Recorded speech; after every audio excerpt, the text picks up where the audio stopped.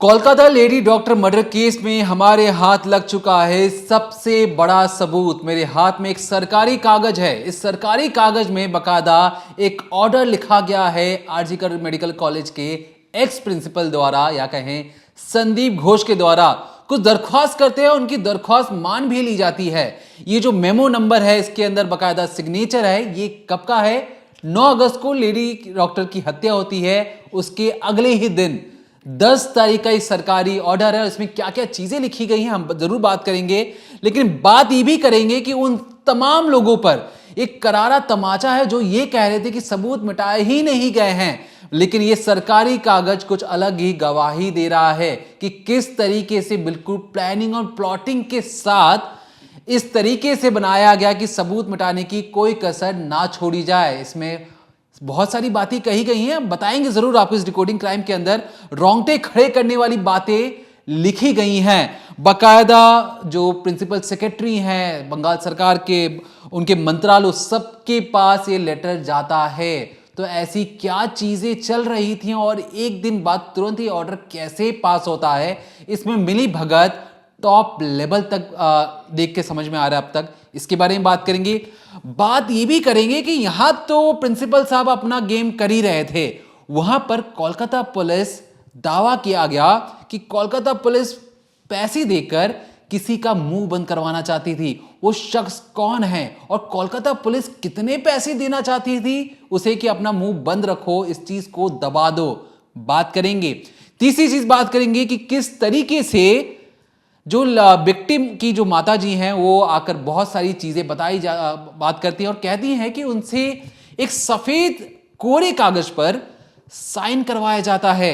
क्या मकसद था साइन करवाने के पीछे? क्या साइन करवाकर उनसे उनकी हामी ली जा रही थी कि इसे नॉर्मल केस बता दो? अब इसके पीछे क्या कहानी है उसके बारे में बात करेंगे। बात करेंगे कि लेडी डॉक्टर, क्योंकि जांच आगे बढ़ते हुई जा रही है और बहुत सारी चीजें छन छन कर बाहर आ रही हैं। रात के 2:03 पर उस वक्त लेडी डॉक्टर फोन करती है। किसे फोन करती है, क्या बातें होती हैं, उसके बारे में बात करेंगे। बात करेंगे कि जो संदीप घोष हैं उन पर तमाम तरीके के आरोप लगाए जा रहे हैं और उनकी बनती कैसे हो, तो उस वीडियो में आखिर में आपको बताएंगे कि महज 24 घंटे बाद एक ऑर्डर देते हैं और पूरा सरकारी महकमा उनकी मदद के लिए दौड़े हुए चले आता है। उन पर आरोप लगा कि वो डेड बॉडी को बेचकर पैसे कमाते हैं। आप सोचेंगे डेड बॉडी से कैसे पैसे कमाए जा सकते हैं, तो आपको ये जरूर बता दें, पूरी कहानी समझाएंगे आगे कि डेड बॉडी, जो अच्छी डेड बॉडी होती है उसमें से किडनी, हार्ट, लिवर, ये सब निकाल कर ही बेचने का भी बिजनेस होता है। तो उसमें कहीं ना कहीं जो संदीप घोष है उन पर भी ये सारे आरोप लग रहे हैं और किस तरीके से, कौन है जो आरोप लगाने वाले, उस पर बात करेंगे। लेकिन बात करेंगे कि सरकारी कागज और किस तरीके से कोलकाता पुलिस ने पैसे देकर किसका मुंह बंद करवाने की कोशिश की। आप जान जाएंगे तो आपके रोंगटे खड़े हो जाएंगे कि कोई ऐसा कैसे कर सकता है।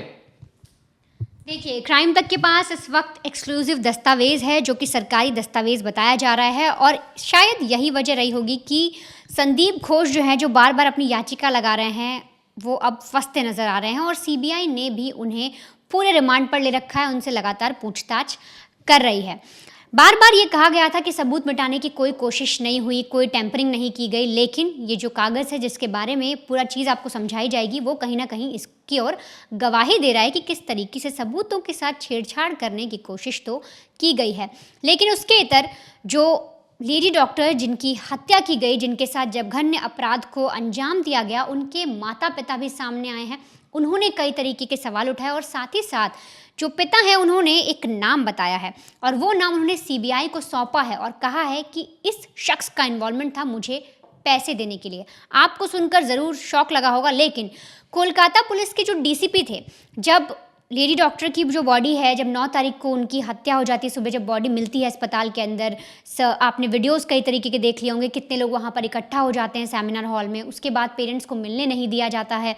पेरेंट्स जब मिल नहीं पाते, फिर उसके बाद पोस्टमार्टम भी हो जाता है। एफआईआर के इतने सारे जो है टंटे आ जाते हैं बीच में कि कब दर्ज करानी है। पुलिस उसमें भी गोलमोल घुमाती रहती है। अपनी जो लड़की है जिसकी बॉडी पड़ी हुई है वो अपनी बच्ची से मिल नहीं पाते पेरेंट्स। और इसके बाद जब घर में वो जो लाश है, जो बॉडी है लेडी डॉक्टर की, जब वो आती है और वो आंगन में जब पड़ी होती है, तब जो कोलकाता पुलिस के डीसीपी हैं वो उसके लिए उस किसी चीज़ के लिए एक लिफाफा लेते हैं, उसके अंदर पैसा रखते हैं और जो लेडी डॉक्टर थे उनके पिता को देने की कोशिश करते हैं। और ऐसे में जो लेडी डॉक्टर के जो पिता हैं उन्होंने कहा कि उस वक्त मेरी हालत बहुत ख़राब थी, सामने बिटिया की लाश पड़ी थी, कुछ समझ नहीं आ रहा था कि आखिर ऐसा कैसे हो गया, मेरी बेटी के साथ ये सब किसने किया।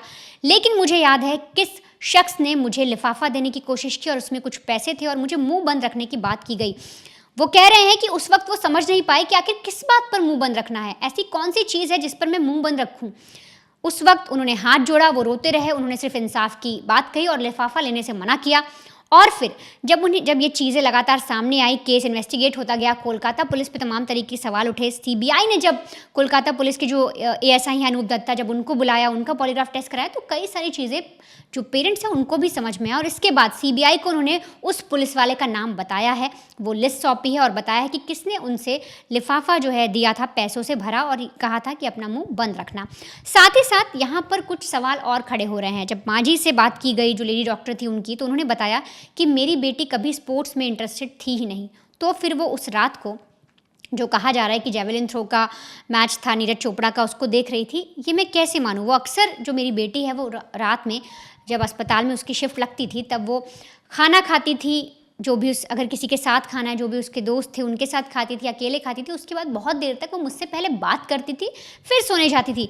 लेकिन उस रोज़ ऐसा नहीं हुआ। उस रोज़ उसने, कहा जा रहा है कि उसने जैवलिन थ्रो देखा। उस वक्त जो मैच चल रहा था नीरज चोपड़ा का, वो उसने देखा। यहाँ तक कि माँ ने बोल दिया कि मेरी बेटी तो स्पोर्ट्स की इतनी आदी नहीं थी, उसको स्पोर्ट्स में इंटरेस्ट ही नहीं था, वो हमेशा खाना खाकर मुझे कॉल करती थी और उस दिन ऐसा नहीं हुआ। और तो और यहाँ तक कि जो पेरेंट्स हैं वो ये भी बोल रहे हैं इस पूरे मामले, और उन्होंने सीबीआई को इस चीज़ को लेकर सहयोग दिया है। कई सारे बयान दिए हैं जो उन्होंने आकर मीडिया को भी बताया। उन्होंने बताया कि हमने 10 अगस्त को 6 से 7 के बीच में एफआईआर करने को कहा था। हमने कहा था हमारी बेटी के साथ ऐसा ऐसा हो गया, हम पुलिस स्टेशन गए थे, वहाँ पर हमने कहा था। लेकिन इतना सब हो जाने के बाद 11:45 रात को हमारी एफआईआर दर्ज होती है। तो इतना समय कोलकाता पुलिस ने क्यों लिया और उसके बाद हमें पैसे थमाने की कोशिश क्यों की गई? और तो और एक कोरे कागज़ पर साइन लेने की कोशिश भी की गई। पुलिस वालों की तरफ से जब पैसा दिया गया, जब परिवार वालों ने पैसा नहीं लिया, तो जो लेडी डॉक्टर की माँ हैं और जो उनके चाचा जी हैं, उन्होंने कहा कि जब क्रिमेशन का जब पूरी तैयारी चल रही थी, अंतिम संस्कार किया जाने की जो तैयारी चल रही थी, उस वक्त एक हमसे सादे कागज़ पर साइन कराया जा रहा था। लेकिन जो लड़की के पिता हैं उन्हें कुछ शक हुआ, उन्हें कुछ डाउट हुआ और उन्होंने साइन करने से मना कर दिया। और से साथ ही साथ पेरेंट्स का ये भी कहना है कि पोस्टमार्टम में इतनी जल्दी क्यों करवाई गई? हमारी बेटी थी, हम उसे घर में रखना चाहते थे। जब उसकी बॉडी थी, हम चाहते थे जो लोग हैं उससे आकर आखिरी बार देख लें, उसके आखिरी दर्शन कर लें। लेकिन जो पुलिस वाले हैं उन्होंने जल्दी मचाई। और तो और साथ ही साथ पेरेंट्स ये भी कह रहे हैं कि उन्होंने हमसे क्रिमेशन का खर्चा तक नहीं लिया, यानी अंतिम संस्कार में जो रुपए लगते हैं, जो पैसे लगते हैं, वो सब पुलिस वालों ने खुद ही कर दिया। पेरेंट्स से किसी चीज़ की कोई मान मनौती की ही नहीं, ना पेरेंट्स ने इसमें कोई खर्चा किया। तो वही चीज़ बोल रहे हैं कि उस वक्त पुलिस वालों ने इतनी जल्दबाजी दिखाई और हमने उन्हें कुछ दिया भी नहीं, बिना हमारे पैसे दिए सब कुछ का इंतज़ाम उन्होंने बहुत ही फटाफट कर दिया। और 2 तरीके की जो चीज़ें सामने आई कि कोरे कागज़ पर साइन लेने की कोशिश की गई और साथ ही साथ कहा गया कि जो लिफाफा थमाया गया पैसों का, पेरेंट्स ने लेने से इनकार किया। तो ये 2 बहुत अहम चीज़ें सामने आई हैं और ये चीज़ें सीबीआई तक जो पेरेंट्स हैं उन्होंने पहुंचा दी हैं। उनको पूरी एक चीज़ जो है, लिस्ट है, वो सौंप दी है और इन्वेस्टिगेशन में सहयोग कर दिया है।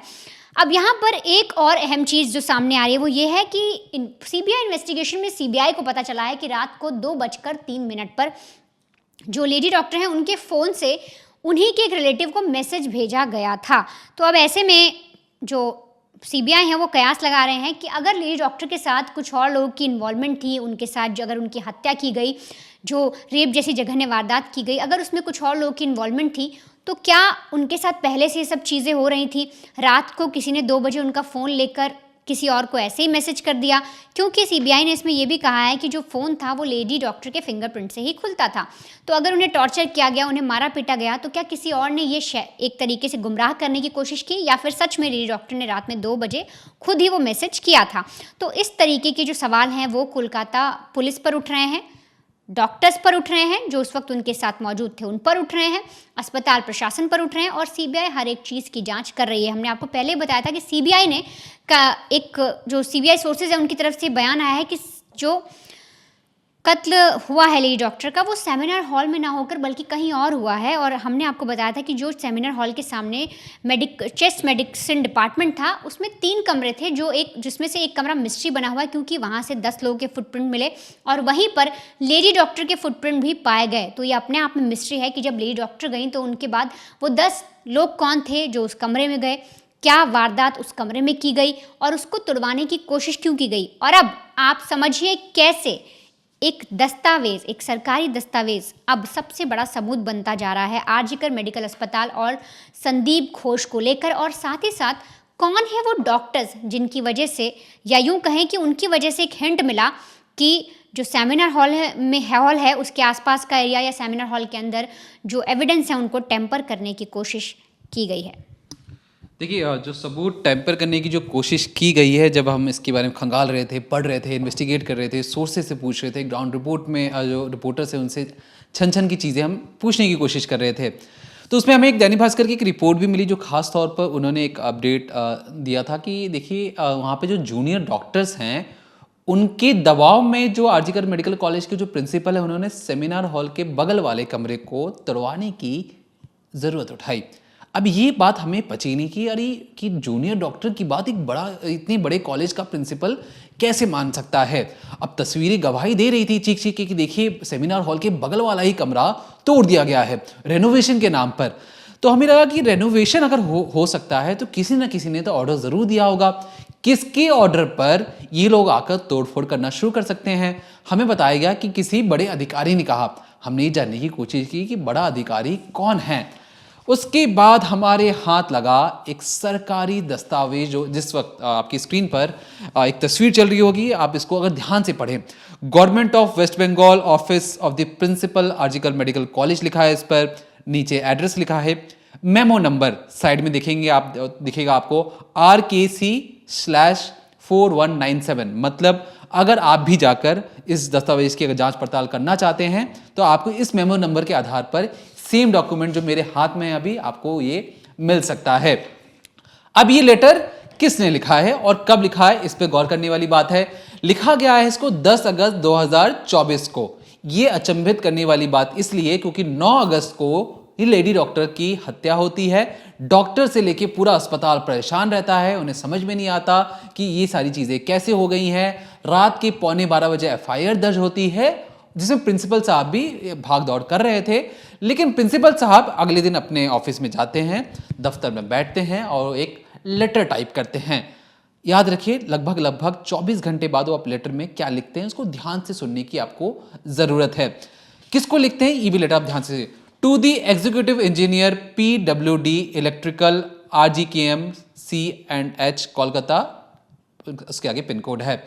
ये executive engineer PWD electrical branch को लिखते हैं और फिर उसके नीचे ये PWD सिविल ब्रांच को भी लिखते हैं।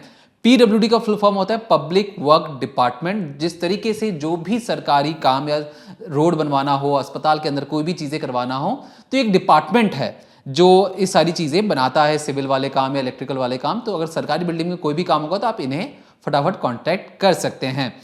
ये सब्जेक्ट क्या डालते हैं जब आप किसी लेटर लिखते हैं तो सब्जेक्ट ये डालते हैं कि रिपेयर रेनोवेशन रिकंस्ट्रक्शन। याद रखिए repair renovation reconstruction of on duty doctors room along with separate attached toilet in all department of RG Kar medical college on urgent basis. मतलब तत्काल प्रभाव से आप जितने भी कमरे हैं उसको रेनोवेट करें, उसे रिपेयर करें, इंक्लूडिंग बाथरूम भी अर्जेंट बेसिस पर। ये उसके आगे लिखते हैं कि जो भी डॉक्टर रूम्स हैं उसमें अटैच बाथरूम है उसको फटाफट ठीक करवाई जाए। और ये तत्काल प्रभाव से डिमांड करते हैं प्रिंसिपल साहब। जो आगे जो चीज़ें लिखी है मैं आपको हिंदी में बता रहा हूँ कि तत्काल प्रभाव से फटाफट काम होना चाहिए। और ये कहते हैं कि इशू को प्रिंसिपल सेक्रेटरी के साथ डिस्कस किया जा चुका है और ये पहली डिस्कशन हो चुका है कि किस तरीके से काम हो सकता है। अब यहाँ पर जो बात जो आपको बार बार मैं बताने की कोशिश कर रहा हूँ कि यहाँ पे जोर देकर इस लेटर में ये भी लिखा गया है कि बाथरूम और जो डॉक्टर्स के कमरे हैं उसको तत्काल प्रभाव से ठीक किया जाए। इस लबोलबाब इस लेटर का या सरकारी कागज का मतलब यही है। अभी कॉपी किस किस को होता है? Principal secretary department of health and family welfare, secretary बहुत बड़ा पोस्ट होता है आईएएस का मान लीजिए। उसके director of medical education department of health and family, मतलब जो भी हेल्थ मिनिस्ट्री है उन तमाम लोगों को पता था कि 10 तारीख की रोज प्रिंसिपल साहब ने अपने अस्पताल में कुछ काम के लिए चीजें मांगी हैं, यहाँ से दरख्वास्त आई है। उसके बाद इंजीनियर और तमाम जितने भी बड़े बड़े अधिकारी होती है ये लेटर उन तक पहुंच जाता है। अभी लेटर जो पहुंचने की जो टाइमिंग है लेडी डॉक्टर के मरने के तुरंत 24 घंटे के अगले दिन, जब पूरी दुनिया शॉक में है, हंगामा मचा हुआ है। और उसके बाद पीडब्ल्यूडी जो एक सरकारी ऐसा महकमा जो फटाफट तो काम कैसे करता है ये तो नहीं पता, अगर ऐसे लोग हों जो प्रिंसिपल साहब ने लिखा उसके शाम होते होते तोड़ भी दिया जाता है। मतलब इतना तत्काल प्रभाव से सरकारी काम अगर होने लगे इस देश में तो हमारा देश तो अमेरिका, ब्रिटेन, फ्रांस से बहुत ज्यादा आगे निकल, जापान को पीछे छोड़ दे। क्योंकि पीडब्ल्यूडी अगर हम कोई लेटर आप डालते हैं तो आपको पता है कि सरकारी काम करवाना इस देश में कितना ज्यादा मुश्किल है, और यहां पर तुरंत लेटर डाला जाता है, शाम तक उसको तोड़ भी दिया जाता है। और तोड़ा कहाँ जाता है? जो सेमिनार हॉल है, जो जिस तरह की तस्वीरें आपने देखी हैं, उसमें दीवारों को तोड़ा गया, बाथरूम को तोड़ा गया, और यहां तक कि कई लोगों ने यह भी दावा किया कि हो सकता है उस बाथरूम में कुछ चीजें ऐसी हों जो लोग चाहते हों कि वो बाहर ना आए। तो बाथरूम को तोड़ देना, उस लॉबी को तोड़ देना, उसके बाद ये कहना कि क्राइम सीन वाली तो जगह कोई और दूसरा कमरा था, हमने उस कमरे को तो छेड़ा ही नहीं, हमने बगल वाले कमरे को छेड़ा। ये भैया कहाँ का तुक है? जब आपको पता है कि क्राइम सीन वाली जगह को भी अगर मैं बात करूं कि एक कमरा है, उस कमरे में भी सिर्फ उन्होंने आधे हिस्से को कॉर्डन ऑफ किया, या कहें कि उसमें कोई आ जा नहीं सकता है, बल्कि उन्हें चाहिए था कि पूरा रूम को कॉर्डन ऑफ करे, लेकिन उसके बगल वाले रूम को तोड़ दिया जाता है और कहा जाता है कि नहीं भैया हमने जो किया बिल्कुल सही किया, रेनोवेशन का काम था, जरूरत थी, इसलिए हमने ये करवा दिया। इतनी जल्दी और इतनी तत्परता किस बात की दिखाई जा रही थी? और मानना पड़ेगा एक सरकारी महकमा जो फटाफट एक लेटर जाता है, एक रिक्वेस्ट जाती है, उस पर फौरन ही एक्शन हो जाता है। यहां लोग चप्पल घिस घिस के उनकी हालत खराब हो जाती है, वो मरने को हो जाते हैं, लेकिन फिर भी काम नहीं होता है सरकारी महकमे द्वारा। यहां पर फटाफट सारे काम होते चले जा रहे थे। तो ये अपने आप में ये दिखाने के लिए काफी था कि जो आर्जिकल मेडिकल कॉलेज के जो एक्स प्रिंसिपल संदीप घोष है, जो इस वक्त अरेस्ट हैं सीबीआई द्वारा, उनकी पहुंच और पावर कितनी ज्यादा थी कि उनके एक लेटर के बाद तुरंत ही काम या कहें एक्शन शुरू हो जाता है। ये याद रखिए कि रुतबा कैसे बनता है। जो आर्जिकल मेडिकल कॉलेज के जो संदीप घोष हैं, उन्हें ममता बनर्जी के द्वारा एक बर्थडे विश भी किया जाता है। मतलब उनकी देखिए पहुंच कितनी ऊपर तक है कि एक स्टेट की सीएम एक सरकारी मेडिकल कॉलेज के प्रिंसिपल को बर्थडे विश भी करती हैं। अब ये सारी चीजें मैं आपको क्यों बता रहा हूं? संदीप घोष प्रिंसिपल तो थे, लेकिन उनके पीछे की कहानी उतनी ही ज्यादा रहस्यमयी है। रहस्यमयी तो उन्होंने उस अस्पताल को भी बना के रखा था, लेकिन रहस्यमयी हम इसलिए कह रहे हैं कि तमाम जो उनके साथ काम करने वाले लोग हैं, उन्होंने बहुत सारे अजीबोगरीब दावे भी किए हैं। दावे तो ऐसे हैं कि वो लाश को बेच देते हैं, वो अपने स्टूडेंट के रूम कमरों में जाते हैं, वहाँ पे वो दारू पार्टी करते हैं, उसके बाद पैसे लेकर बच्चों को पास भी करवा देते हैं। अभी जो सारी बातें मैं कह रहा हूं ये मैं नहीं कह रहा, अख्तर अली हैं जो उनके साथ पहले काम कर चुके हैं। पहले आप उनका बयान सुनिए पूरा, तब आपको समझ में आएगा कि संदीप घोष किस तरीके का आदमी है, किस तरीके का डॉक्टर है जिसे पूरी दुनिया भगवान मानती है। वो कैसा शैतान है जो एक मुखौटा ओढ़कर एक कॉलेज का प्रिंसिपल बनकर बैठा हुआ था। 3rd फ्लोर तक जाने के लिए जो एक्सेस है उसमें सिक्योरिटी गार्ड रहता है, हाँ या नहीं? और अगर रहता है तो ये एक सिविक वॉलंटियर कैसे अंदर चला गया? देखिए, हर एंट्री पॉइंट पे सिक्योरिटी गार्ड का रखने का बात है, क्योंकि सिक्योरिटी गार्ड एडिक्वेट है। सिक्योरिटी और पुलिस मिलकर मैनिंग करती है। जो सेंसिटिव एरिया है, जैसे इमरजेंसी हुआ, मॉर्चुअरी हुआ, मॉर्ग ऑफिस हुआ, गायनी हुआ, एसएनसी हुआ, इन सब जगहों में पुलिस, उसके अलावा पुलिस के भी लोगों को रखा जाता है, क्योंकि बच्चे जहाँ रहते हैं वो सब बहुत सेंसिटिव एरिया है, तो कोई घटना नहीं हो, कोई बच्चा चोरी नहीं हो जाए इस तरीके का। मगर ये जो प्राइवेट सिक्योरिटी है वो ERS, एक सर्विसमैन रिसेटलमेंट सोसाइटी, तो कुछ इसमें एक सर्विसमैन होते हैं और कुछ ऐसे।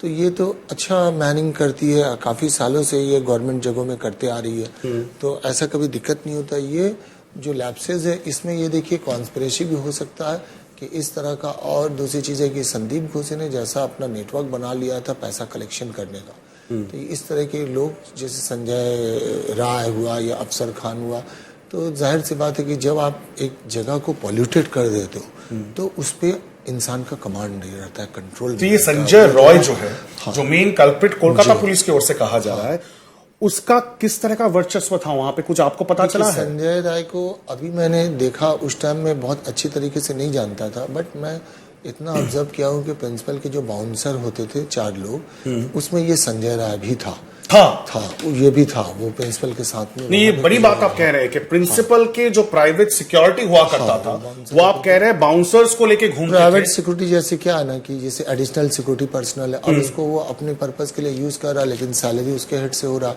इसी तरह सिविक वॉलंटियर है, उसको वो अपने पर्पस से यूज कर रहा है, सैलरी यहाँ से हो रहा है। तो ये संजय रॉय प्रिंसिपल को सिक्योरिटी देने में उस वक्त उनके साथ देखा है बस, क्योंकि अभी उस वक्त संजय राय को उतना पहचानता नहीं था मैं।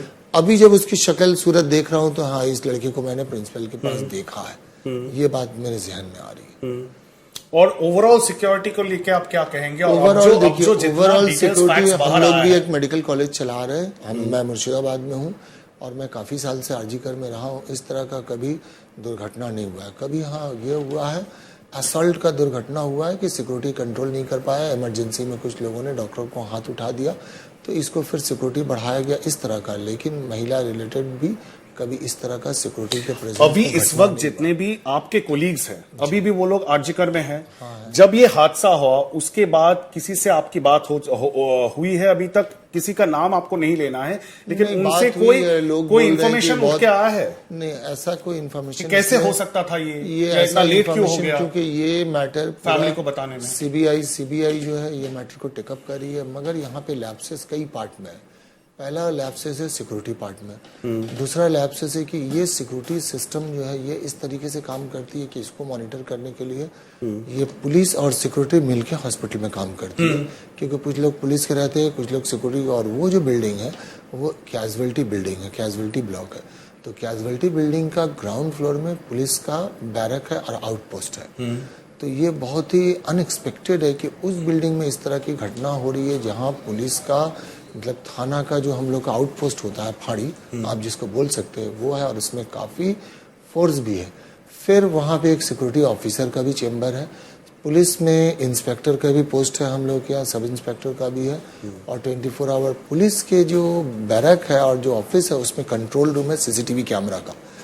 तो क्या कोई आदमी कंट्रोल रूम के मॉनिटर में नहीं देखा कि इस समय अगर रात को कोई ट्रेस पासर आ रहा है और जा रहा है वार्ड में, महिला वार्ड भी वहाँ पे है, बच्चों का वार्ड भी, पेडियाट्रिक वार्ड भी, तो मैं तो वहीं पे उसको अटका दूंगा देख करके कि ये कौन जा रहा है, ये तो पेशेंट पार्टी नहीं है।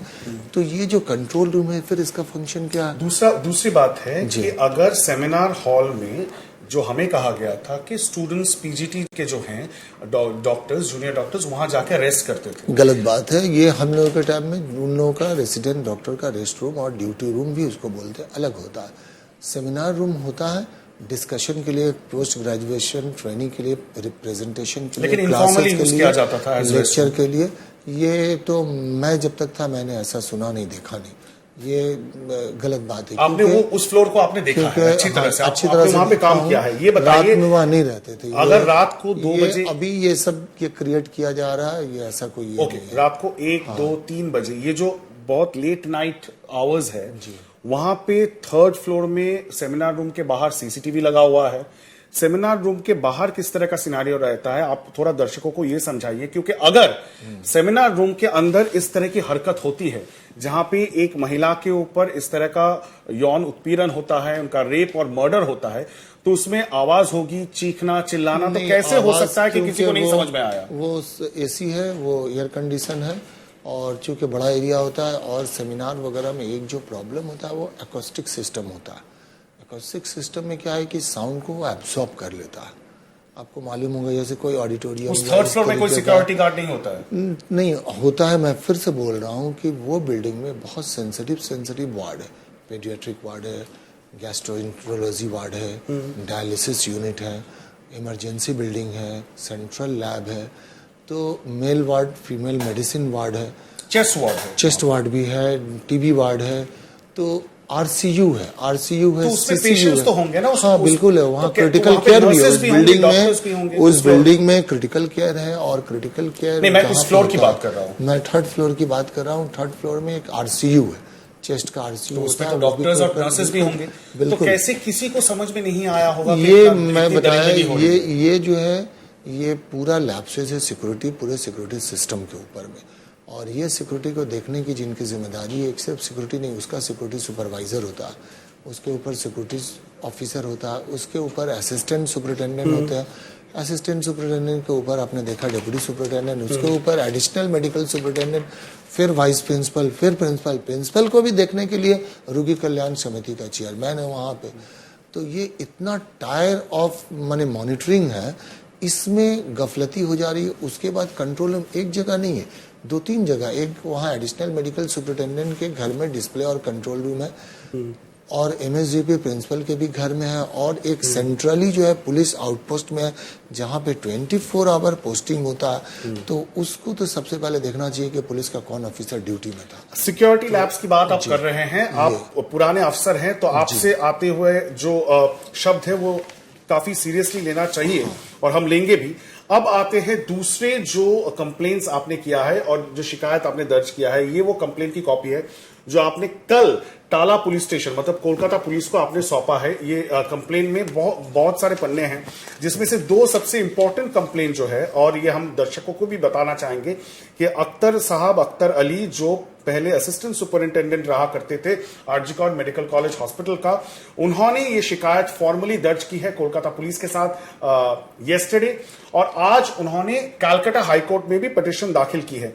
सर ये बताइए, illegal management of dead body, जो डेड बॉडी है उसका मैनेजमेंट इलीगली हो रहा है, ये आप कह रहे हैं, क्या इलीगलिटी? ये इलीगल काम तो वो करते ही थे, और जैसे डेड बॉडी को वर्कशॉप के लिए दे देना, किसी अनक्लेम डेड बॉडी को प्राइवेट मेडिकल कॉलेज के साथ में, एक उनका रैकेट था जो किस कॉलेज के साथ में था ये नहीं पता है, मगर इस तरीके का वो काम करते थे। वो एक ऐसे इंसान थे जो पैसे के लिए कुछ भी कर सकता है। डेड बॉडी इसको मैं बता रहा हूँ, अभी आ रहा हूँ, उसके बाद क्या? नहीं, अनक्लेम डेड बॉडी को भी आप नहीं दे सकते, मगर 4 बॉडी वो लावारिस नहीं था। जो 4 बॉडी को वर्कशॉप के लिए दिया गया था उनके वारिस थे, और वो जो 4 बॉडी दिया गया था वो 4 पुलिस केस थे, और पोस्टमार्टम उनका शेड्यूल पोस्टमार्टम था, तो उनका पीएम होना था, मगर ये बॉडी वो पीएम से पहले दे दिए थे।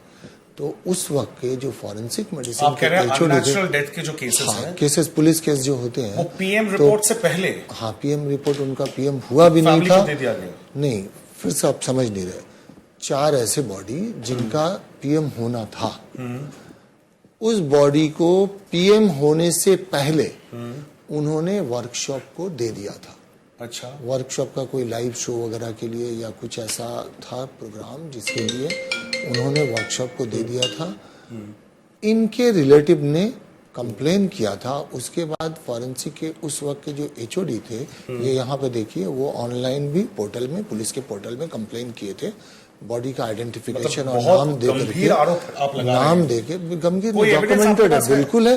नेशनल ह्यूमन राइट कमीशन अभी तक ये पेंडिंग है, इंक्वायरी कर रही है इस बात की, उनको कई बार हियरिंग के लिए बुलाया गया, वो नहीं गया। आप कह रहे हैं जो एविडेंस आपके पास है, आप एक विसल ब्लोअर है, ये सब आप, और ये आप सिर्फ नहीं, आपको यहाँ भी मिल जाएगा, कोलकाता पुलिस का ये भी मिल जाएगा, देख लीजिए। आपने कोलकाता पुलिस को ये ऑफिशियल कंप्लेन पेशेंट पार्टी के रिलेटिव ने जो मर गए थे, गुजर गए हैं, जिनका पीएम होना था, उनके रिलेटिव ने किया है ये कंप्लेन। तो अब जब ये सब आप जब 5 दिन हो गए, 6 दिन हो गए हैं, डॉक्टर संदीप घोष को सीबीआई पूछताछ कर रही है, ये सब इंफॉर्मेशन जो आपके पास है, आप विसल ब्लोअर है, आप ये सब शेयर करेंगे सेंट्रल एजेंसी के साथ? बिल्कुल करेंगे, जिसके वजह से तो हम गए। आज 1 साल पहले मैंने उनके खिलाफ कंप्लेन किया था, रिटन कंप्लेन।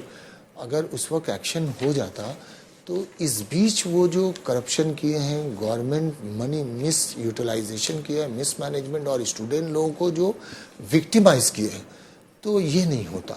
तो सुना आपने कि जो आरजीकर मेडिकल कॉलेज के जो प्रिंसिपल साहब हैं, चश्मा पहनकर इधर उधर जा रहे हैं, मुंह पर भोली सी सूरत है, लेकिन उतने ही अंदर से शैतान है, और इनका शैतानी दिमाग बहुत ज़्यादा तेज चलता है, क्योंकि अब तक इन तक हाथ पहुंच पाना बहुत ज़्यादा मुश्किल हो रहा था। और शायद यही वजह है कि सुप्रीम कोर्ट से भी डांट लगाई जाती है कि आपको क्योंकि जो अर्जिकल मेडिकल कॉलेज उनको लगा कि भैया मुझे सीबीआई कैसे मेरे पर जांच कर सकती है। इनका ये कहना था कि कोलकाता पुलिस को जांच करनी चाहिए मेरे ऊपर, कोलकाता पुलिस से जो जांच सीबीआई को दी गई है वो गलत है। अब ये मामला जैसे सुप्रीम कोर्ट जाता है, और ये मामला सुप्रीम कोर्ट जाता नहीं है, ये जो प्रिंसिपल साहब है ये जाकर कहते हैं सुप्रीम कोर्ट में कि कोलकाता पुलिस तो मेरी जांच कर रही थी, ये गलत है कि मेरी जांच कोलकाता पुलिस से उठाकर आपने सीबीआई को दे दी। और जब ये मामला सुप्रीम कोर्ट जाता है तो सुप्रीम कोर्ट डांट लगाती है और कहती है कि ये क्या मतलब है, ये कोलकाता पुलिस जांच करेगी, सीबीआई जांच करेगी, जहां से अच्छी जांच हो सकती है वहीं से आपकी जांच करवाई जाएगी और सीबीआई ही आपकी जांच करेगी। मतलब ये कि सेंट्रल एजेंसी आपकी जांच करेगी, क्योंकि आप स्टेट गवर्नमेंट के पहले एम्प्लॉय थे, तो आपको ये लग सकता है कि जो स्टेट में तो आपकी पहुंच अच्छी जगह है, वो हमने देख भी लिया है सरकारी कागज द्वारा, आपकी सीएम आपकी मदद कर देती है, तो आपकी पहुंच से हर कोई वाकिफ है। तो ऐसे में कोलकाता पुलिस आपके खिलाफ किस तरीके का काम करती, किस तरीके से एक्शन लेती, इस पे तो मुझे डाउट है ही। लेकिन फिलहाल के लिए बहुत उन्होंने मेहनत की, इधर से उधर गए, लेकिन सुप्रीम कोर्ट ने डांट कर उन्हें वापस भेज दिया, जाइए सीबीआई आपका जांच करेगी। और सीबीआई उसके बाद उनके 28 ठिकानों पर रेड मार चुकी है। पता लगाने की कोशिश की जा रही है कि जो प्रिंसिपल साहब हैं ये अपने पीछे और अपने अंदर कौन कौन से राज दबाए बैठे हैं, जो ये चाहते ही नहीं कि बाहर आए, और बार बार ये अस्पताल से अपना नाता क्यों नहीं तोड़वाना चाहते थे। तो फिलहाल हमने आपको पहले ही बहुत सारी जानकारी बताई, तो हमें लगा कि हमारे पास बिल्कुल एक नई सरकारी कागज थे और ऐसे दस्तावेज जो बहुत मुश्किल से मिलते हैं, तो मैं आपके लिए लेकर आए, क्योंकि ये हमें समझ में नहीं आ रहा था कि अस्पताल की जो सेमिनार हॉल के बगल वाला रूम तोड़ने का परमिशन दिया तो दिया किसने। अब हमारे पास कागज है और जिसमें साफ तौर पर प्रिंसिपल का सिग्नेचर है, और प्रिंसिपल कहीं ना कहीं इस पूरे मामले में घिरते हुए नजर आ रहे हैं। फिलहाल इस मामले में जो भी नए अपडेट्स होंगे हम आप तक जरूर पहुंचाते रहेंगे। तब तक देखते रहिए क्राइम तक।